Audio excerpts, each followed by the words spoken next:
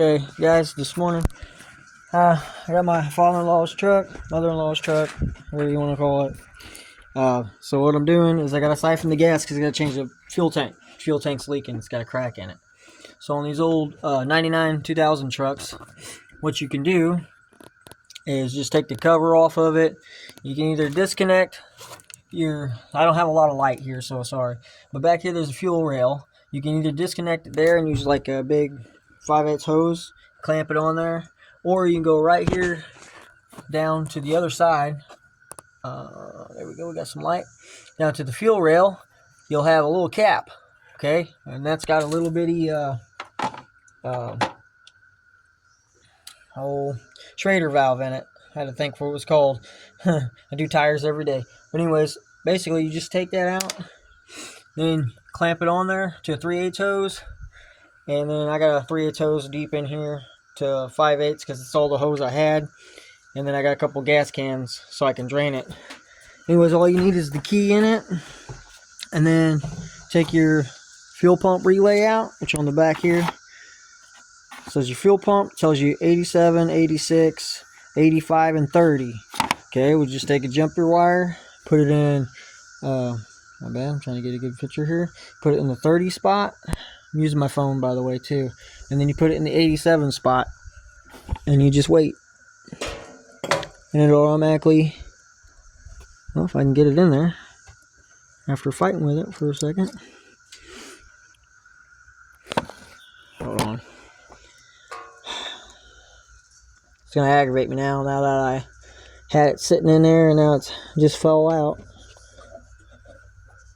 There we go. Now the fuel pump's running. And there you go. You just continue to keep doing this. You just pull the wire to take it off. Whenever it's getting full, drain the tank, then you can drop the tank. I was going to tell you guys, this has been done before, but let's say the fuel pump's bad, and it's not, this fuel pump's brand new. It's been a couple years since we put it in, so I knew that was good. So the tank's leaking, which I already stated a while ago. But anyways, a lot of the guys, they'll cut an access door or to get to the fuel pump if you don't want to drop the tank or to take the bed off and yada yada. But that's another way you could do that. So it's early Sunday morning. So yesterday I put the bottle in. No, there's no pressure in it. You turn it on. Bottle's completely empty, but it's all mounted. Go up front and show you. Now I did upload a updated tune.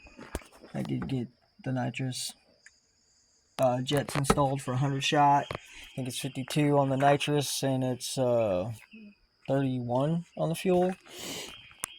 Anyways, took for a drive last night. The new tune's fine. I need to get on. Here I go Owen again. Brain fart. I had this all in my head.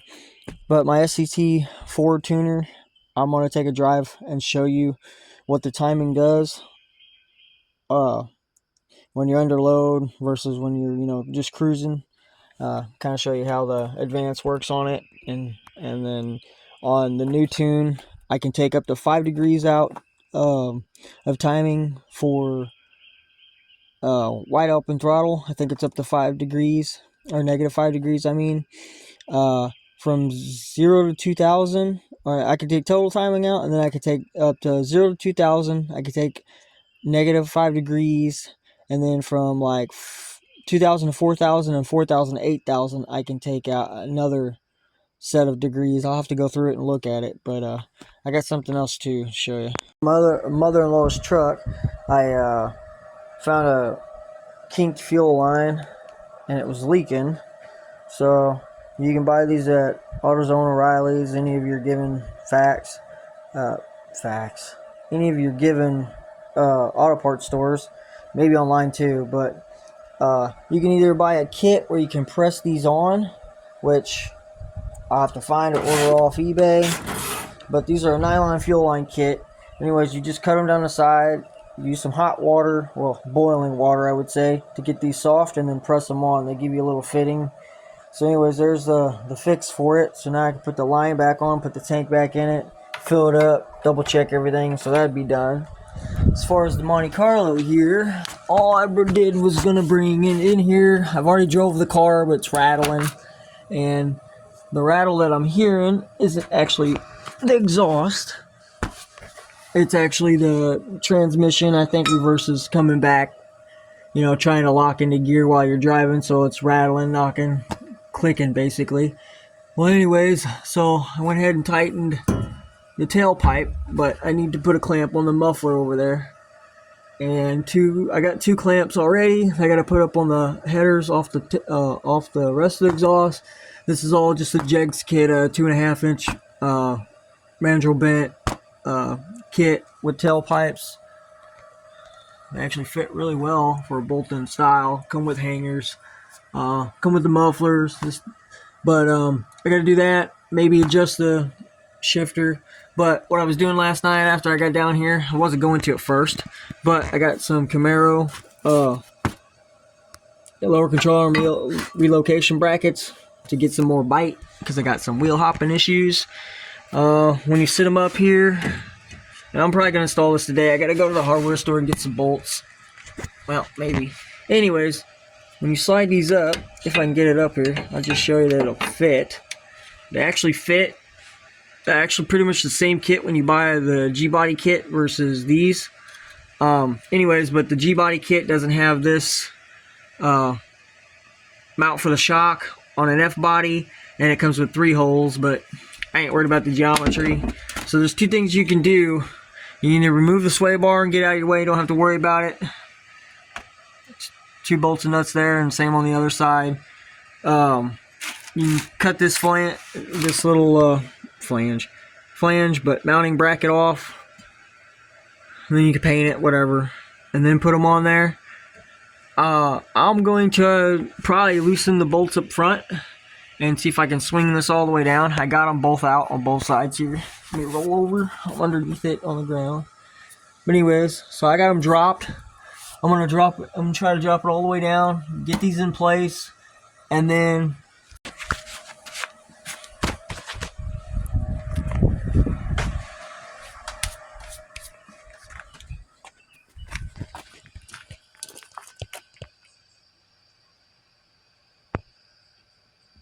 okay, well, see how this is all busted? It's like $30 for a new one. Haven't ordered one yet. When it took me, you know, it's still got fluid in there. Yeah, my vice grips for my battery. Anyways, I just cut a small little hole and then put a fitting in it. Yeah, it's kind of janky. It's holding. It does drip a bit. It leaks. It doesn't matter. It's just temporary for now to fix it. Besides doing that little bit of mess around so I can get, you know, so I can drive it, I forgot to tell you on the Mustang, I got plugs. I might have to buy some colder range plugs, but not entirely sure on the timing how much I got to take out. I mean, theoretically it's just 100 shot, so it's either, I think it's 1 degree every 50 horse or 2 degrees every 50 horse. But even with that, I have enough timing to take out off the new tune, so it should be good. Alright guys, I got them in. I got the exhaust clamped up. It's tight now without hitting anything. And I did put the Camaro rear lower control arm relocate brackets on. The only thing that you'll have to do is you'll have to trim the edges if you want to use the lower hole, because they're touching the back side here. But you got about, I don't know if you can even see it, but you got about maybe 1/4 of an inch all the way around in the first hole, which is still a lot, change the pinion angle a lot more than a stock arm would be. Plus, hopefully it decreases the chances of wheel hop. I did take the sway bar out. I put the new bolts in, same length as the old ones. I think they're 7/16 by 14 thread pitch, so it's all grade 8 bolts. They got a little bitty, if you didn't know it, I didn't know it, there's a little bitty, I don't know if I can even see it, I'm underneath, but there's a little bitty metal, basically like a spacer between the two, and everybody wants to box these in and weld them in, which you can, but You could probably take a piece of angle iron and drill out the holes here. There's 3. I could probably put another bolt and nut through there and it'll stiffen up the one side. But anyways, they are a little funny because I did space them. I forgot the length of the sway bar, but since they're not in the way, I don't know if you can see they're not, I just used some nuts for spacers on the one side. All I was doing is just pinching this tight so it strengthens that bar up. That's it. That's all they're used for. Here's the old sway bar. And the main reason I changed them is because here's the bolts that come out of it. And these are like 30 years old. But as you can tell, they're starting to rust and pit. You can tell where they've, they're stretching. Where they've been, I had to beat 2 of them out mainly. But they're all like that. So I just went ahead and replaced them. Hopefully it stiffens it up. But you can.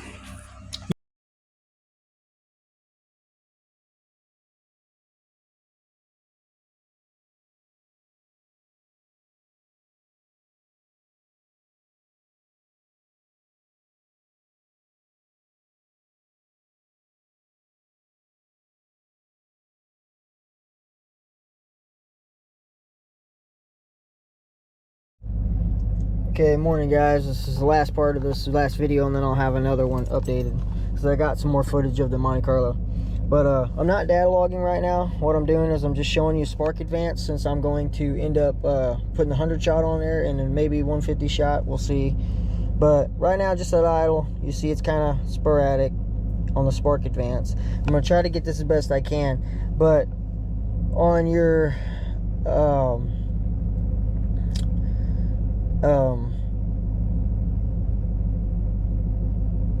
well, I want to say total timing, but what I'm getting at is, like, when you're cruising, your spark advance is like your vacuum advance on like a small block Chevy. That's what I was getting at. As you're cruising down the road, which I'll show you here in a second, you end up this one particularly ends up about 20 or 42 total. Sometimes it goes about 44, but when you stomp the gas, doesn't matter what gear you're in. It depends on how much load you put too, like how much gas you get, which is your electronic angle sensor here. Your degrees will change on there, but when you do that, the timing drops, okay, and it'll drop a certain amount, and most of the time, depending the RPM range, is where it's going to drop, and then it's going to continue to increase up to a certain point until you back off, and then it'll keep increasing. I think it was like 36 degrees and then ended up going all the way up back to 42 once you're in 5th gear and you're in a light cruise. The reason you need to know that is because on here I can change the timing. I updated a new tune, and it's like 10 degrees total you can take out, but you can also take out timing anywhere from 0 to 2,000 RPM, 2,000 to 4,000, and 4,000 to 8,000. You can change everything. Then you have a full wide open throttle, a watt timing, and then you have, it's not convenience, I don't remember what the name of it is, but you have a total amount of timing you can take out across the whole RPM range. And that's what I'm going to show you. So I'm going to drive it here and get on the highway and maybe do a small pull and show you what I'm talking about. But other than that, I'll show you what I'm talking about. You might be able to see it. Spark advance. I'm trying to keep it on my lap. I ain't got a way to hold this on my head. I'm only driving with one hand. So let some traffic go. Sorry. Let some traffic go. And I'll show you what I mean. And maybe I can get this on a, when I get up to speed, I can show you what it's at cruise and what happens when you goose it. Give it some gas, whatever you want to call it. Alright, now we can go. And I'm trying to do this best I can.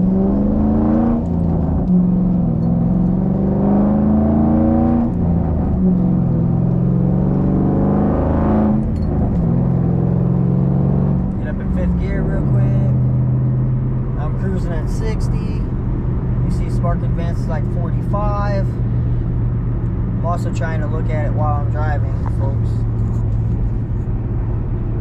So we're just cruising, and we're about the 42 mark, like I said. gave it a little gas, so you're seeing how timing drop. Now it's slowly increasing. There's 40 degrees, 41, so about 42. So let's say I'm cruising at 42, I'm under 2,000 RPM, and I just put it to the floor.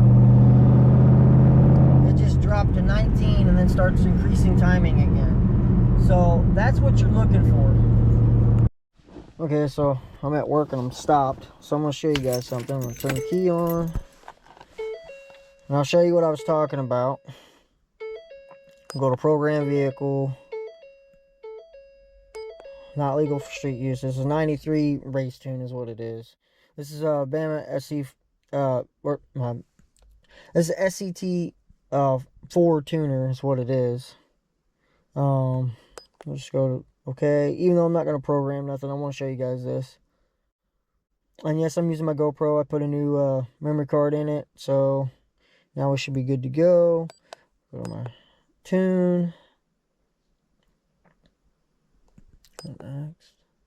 Anyways, you got global spark. That's what I was talking about. So this gives you, let's see, up to negative 14 degrees for your global spark. So this is the new update because it only went to like maybe 10. So there's that. That's what I'm checking out. Because see, I gotta learn a little bit more. I'm not gonna lie to you guys. I don't know all about it. I've been looking up on forums, but I do know it's like 1 degree every 50 horsepower. I'm running 100 shots, so that's 4 degrees, okay? So that's how much I got to take out. Now, I'm also going to run a colder plug and a non-projected tip, and it's probably going to be a copper plug because iridium, you'll eat the iridium off the plug. So I'm already aware of all that. But your spark advance, from 0 to 2,000, you can take out 14 degrees. So then you got spark from 2,000 to 4,000, and you can take out, looks like 8 degrees. Spark 4,000 to 8,000, you can take out another 8 degrees. So there's that. Then you have your wide open throttle, air, and fuel. You can enrich it up to 10%. Which I don't need to do that right now. Obviously, axle ratio is 355. Speed limit off, you know. So rev limit at 6,600 for neutral, which mine's a standard, so it's 6,625. Idle speed 740. But here's the wide open throttle spark. And it goes positive 4 degrees and negative 4 degrees. So I'm not really sure. Maybe I can get some comments on here on which one I should change. But I'm thinking it's the global spark is what I need to change and take the 4 degrees out on it. But I'm not real sure. I'll do some more research, try to figure it out. And if I figure it out and I go ahead and take some timing out and just drive it around and data log it, then and watch the log, and watch where the timing's at, then maybe I'll just go with that. But as far as that goes, that's just a little bit more for the video. That way I can finish it. And then I got another one coming up because my Monte Carlo is done for the most part. I've just been having, like, I guess it's a fuel issue because timing is at 10 degrees at idle for base timing. Total timing's 34 degrees on the dot. So, and it's all in by 3,500. I do know that because I had my boy watching the tach while I checked the timing. So that's the only thing it could be, and it could be the carb, honestly. But other than that, stay tuned, basically.